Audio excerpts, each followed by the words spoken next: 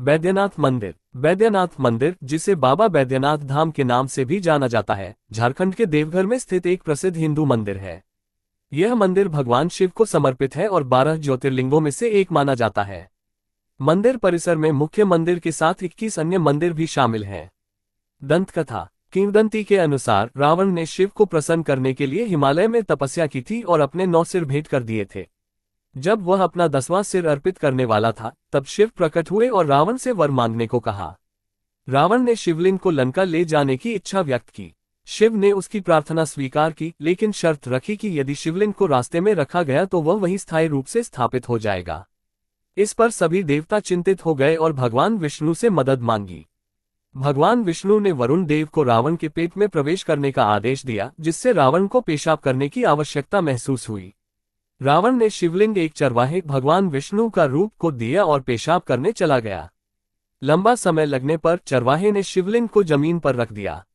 लौटने पर रावण उसे उठा नहीं पाया और क्रोधित होकर शिवलिंग पर अपना अंगूठा दबा दिया, जिससे वह आंशिक रूप से क्षतिग्रस्त हो गया। बाद में ब्रह्मा, विष्णु और अन्य देवताओं ने उस शिवलिंग की पूजा की और बैद्यनाथ मंदिर का निर्माण किया। बैद्यनाथ ज्योतिर्लिंग का स्थान। पुराने ग्रंथों और श्लोकों के अनुसार बैद्यनाथ ज्योतिर्लिंग चिताभूमि में स्थित है। ये स्थान पुराने समय में शवों को जलाने और अंतिम संस्कार करने का स्थल था।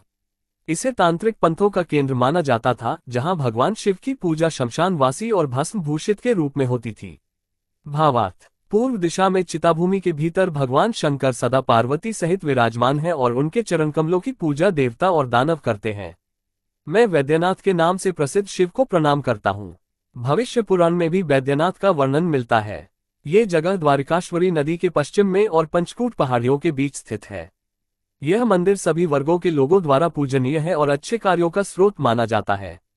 ऐसा माना जाता है कि शिव ने पहली बार आर्द्रा नक्षत्र की रात को ज्योतिर्लिंग के रूप में प्रकट होकर इस स्थल को विशेष महत्व प्रदान किया था। बैद्यनाथ मंदिर को 51 शक्तिपीठों में से एक भी माना जाता है, जहां सती का हृदय गिरा था। यहाँ सती की पूजा जया दुर्गा और भगवान भैरव को वैद्यनाथ के रूप में की जाती है।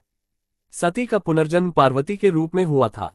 ज्योतिर्लिंग। शिव महापुराण के अनुसार एक बार ब्रह्मा, सृजन के देवता, और विष्णु, संरक्षण के देवता के बीच सृष्टि की सर्वोच्चता को लेकर बहस हो गई थी। इस विवाद को सुलझाने के लिए शिव ने प्रकाश के एक विशाल और अंतहीन स्तंभ, ज्योतिर्लिंग के रूप में तीनों लोकों में प्रवेश किया। विष्णु और ब्रह्मा ने उस प्रकाश के अंत को खोजने के लिए क्रमशः नीचे और ऊपर की ओर यात्रा की। ब्रह्मा ने झूठ बोला कि उन्होंने अंत का पता लगा लिया है, जबकि विष्णु ने अपनी हार स्वीकार कर ली। इसके बाद शिव एक दूसरे स्तंभ के रूप में प्रकट हुए और ब्रह्मा को शाप दिया कि उनके लिए किसी भी समारोह में कोई स्थान नहीं होगा, जबकि विष्णु की पूजा अनंत काल तक की जाएगी। ज्योतिर्लिंग शिव की सर्वोच्च अखंड वास्तविकता का प्रतीक है, जिसमें शिव आंशिक रूप से प्रकट होते हैं। इस प्रकार ज्योतिर्लिंग मंदिर वे स्थान है जहां शिव प्रकाश के एक उग्र स्तंभ के रूप में प्रकट हुए थे। मूल रूप से 64 ज्योतिर्लिंग माने जाते थे, जिनमें से 12 को बहुत शुभ और पवित्र माना जाता है। इन 12 ज्योतिर्लिंग स्थलों का नाम वहां के पीठासीन देवता के नाम पर रखा गया है, जिन्हें शिव का एक अलग रूप माना जाता है। इन सभी स्थलों पर प्राथमिक छवि लिंगम है, जो शिव की अनंत प्रकृति का प्रतीक है और अनादि एवं अंतहीन स्तंभ का प्रतिनिधित्व करता है।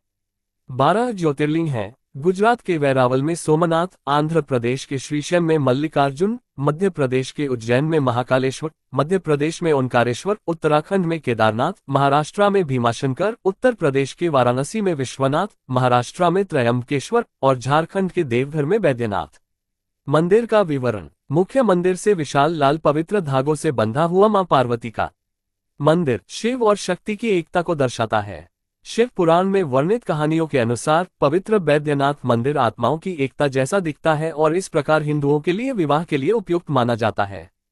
बैद्यनाथ मंदिर का निकटतम रेलवे स्टेशन जसीडीह है, जो मंदिर से 7 किलोमीटर दूर है। जसीडीह पटना मार्ग पर हावड़ा सियालदह से 311 किलोमीटर दूर है। सामान्य दिनों में बैद्यनाथ ज्योतिर्लिंग की पूजा सुबह 4 बजे शुरू होती है। इस समय मंदिर के पट खुलते हैं और 15 मिनट के लिए पंडा पुजारी भगवान शिव को कच्चा जल चढ़ाते हैं। सुबह 4:15 से 5:40 बजे के दौरान मुख्य पुजारी षोडशोपचार से पूजा करते हैं।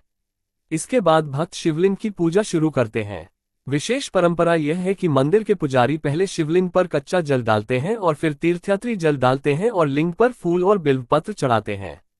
शाम को 6 बजे भक्तों के लिए फिर से द्वार खोल दिए जाते हैं और पूजा अर्चना फिर से शुरू होती है।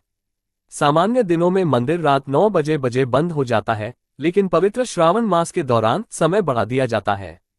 यहाँ भक्त ज्योतिर्लिंग पर स्वयं अभिषेक कर सकते हैं और प्रसाद के रूप में पेड़ा भी खरीद सकते हैं। पेड़ा एक स्थानीय मिठाई है और देवघर की खासियत है। बाबाधाम में प्रसाद और दान स्वीकार करने के लिए एक नियमित और सुव्यवस्थित कार्यालय भी है। मत्स्य पुराण में इस स्थान का वर्णन आरोग्य वैद्यनाथी के नाम से किया गया है, जो एक पवित्र स्थान है जहां शक्ति निवास करती है और शिव लोगों को असाध्य रोगों से मुक्त करने में सहायता करते हैं। देवघर का ये पूरा क्षेत्र गिद्धौर के राजाओं के शासन के अधीन था। राजा वीर विक्रम सिंह ने 1266 में इस रियासत की स्थापना की। 1757 में प्लासी के युद्ध के बाद ईस्ट इंडिया कंपनी ने इस मंदिर पर ध्यान दिया और एक अंग्रेज अधिकारी कीटिंग को मंदिर के प्रशासन की देखरेख के लिए भेजा। 1788 में कीटिंग के आदेश के तहत उनके सहायक हेसिलरिग ने मंदिर का दौरा किया और महायाजक को मंदिर का पूरा नियंत्रण सौंप दिया। श्रावण मेला और कांवड़ यात्रा। हर साल लाखों तीर्थयात्री इस मंदिर में आते हैं, विशेषकर श्रावण हिंदू कैलेंडर का एक महीना के मेले के दौरान, जो जुलाई और अगस्त के बीच होता है। भारत के विभिन्न हिस्सों से लगभग 8 से 10 मिलियन भक्त इस स्थान पर आते हैं और सुल्तानगंज से एकत्रित गंगा जल उत्तरवाहिनी गंगा को देवता पर चढ़ाते हैं, जो देवघर से लगभग 108 किलोमीटर दूर है। भक्त जल को कांवड़ में लेकर चलते हैं और नंगे पैर पूरी दूरी तय करते हैं। केसरिया रंग के कपड़े पहने हुए भक्तों की एक अनंत पंक्ति पूरी महीने के लिए 108 किलोमीटर तक फैली रहती है।